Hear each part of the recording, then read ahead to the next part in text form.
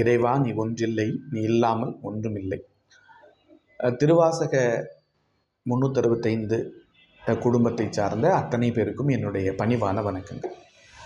தினம்தோறும் காலையில் வீட்டு முன்பு மகளிர் கோலம் போடுவது எதற்காக? இதுக்கு முன்னாடி வேற ஒரு கதை இருக்குது. அந்த கோலம் எதுக்காக நம்ம போடுறோம் அப்படின்னா, நம்முடைய தமிழ் மரபில் ஒரு முன்னோர்கள் சொல்வது என்ன அப்படின்னா, நாம் காலையில் எழுந்திரிச்சு நம்ம வேலையெல்லாம் கோலம் போட்டு வாசல் தெளித்து கோலம் போட்டு நம்ம வேலையெல்லாம் முடிச்சுட்டு அதுக்கப்புறமா நம்ம வீட்டுக்கு தேவையான எல்லா பொருட்களையும் வாங்கி சமையல் செஞ்சு நாம் எல்லாருக்கும் அவங்களுக்கு சமையல் கொடுத்து அவங்கவுங்க வேலைக்கு அனுப்புறது இது வழக்கமாக நடக்குது.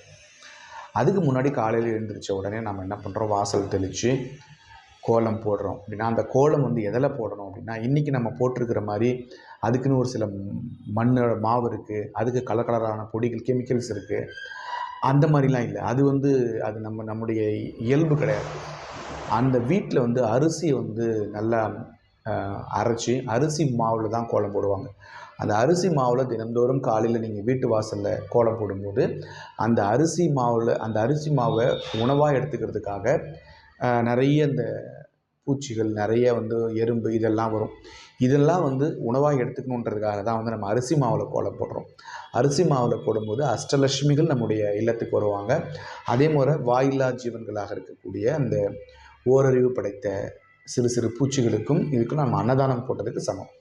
அதாவது நம்ம சாப்பிட்றதுக்கு முன்னாடி இன்னொருத்தருக்கு அன்னதானம் கொடுத்துட்டு நாம் சாப்பிட்ணுன்ற அந்த தமிழர் மரபையும் பாரம்பரியத்தையும் கடைப்பிடிக்கிறதுக்காக தான் வீட்டு வாசலில் கோலம் போடுறோம் அப்படின்ற மாதிரியான ஒரு உணர்வை, ஒரு உண்மையை, ஒரு விஷயத்தை நம்முடைய முன்னோர்கள் வச்சாங்க. அப்போது நம்ம அன்னதானம் யாருக்கு போடுறோம் அப்படின்னா, புழு பூச்சிகளுக்காக நம்ம அரிசி மாவு கோலம் போட்டு அவர்கள் அன்னதானம் காலையிலே அவங்க சாப்பிட்டு அவங்க போயிடுவாங்க. அதுக்கப்புறம் தான் நம்ம வீட்டில் 8 மணி 9 மணிக்கு எல்லோரும் சாப்பிட்டு நம்ம வேலைகளுக்கோ பள்ளிகளுக்கோ அலுவலகங்களுக்கோ கிளம்புவோம். இதுதான் நம்முடைய மரபு. அதனால தான் இந்த ஒரு ஐதீகத்தை நம்ம தொடர்ந்து கடைபிடிக்கணுன்றதுக்காக தான் நாம் என்ன பண்ணுறோம், அரிசி மாவில் கோலம் போடுறோம். அதுதான் சரி.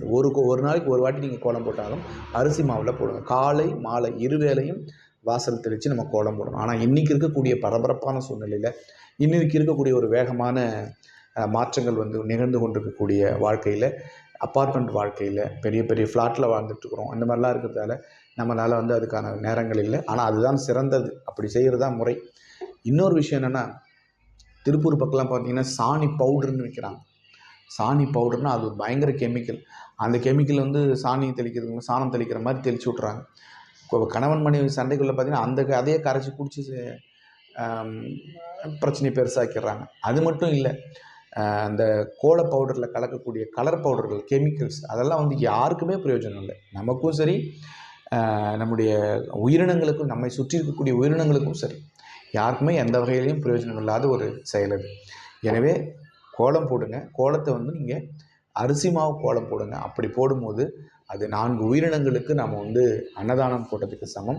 அதன் பிறகு நாம் நம்முடைய உணவை எடுத்துக்கும் போது ஒவ்வொரு நாளும் ஒருத்தருக்கு அன்னதானம் கொடுத்ததுக்கப்புறம் நம்ம சாப்பிட்ற அந்த புண்ணியம் நமக்கும் நம்முடைய சந்ததிகளுக்கும் கிடைக்கும். திருச்சிற்றம்பலம்.